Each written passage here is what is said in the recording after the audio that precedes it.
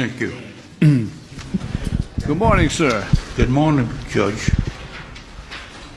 Mr. Carrera, you are charged with a school zone violation.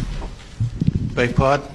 You are charged with a school zone violation, which means that you were exceeding the speed limit in a school zone. I don't drive that fast, Judge. I'm 96 years old and I drive slowly, and I only drive when I have to. I was going to the blood work for my boy. He's handicapped. You were taking your son to the doctor's office?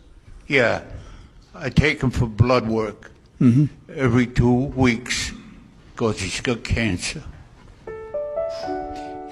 You are a good man. You are a good man. You really are what America is all about. Here you are in your 90s, and you're still taking care of your family. That's just a wonderful thing for you. Well, how old is your son? 63. Yeah. And Daddy's still taking care of him, right?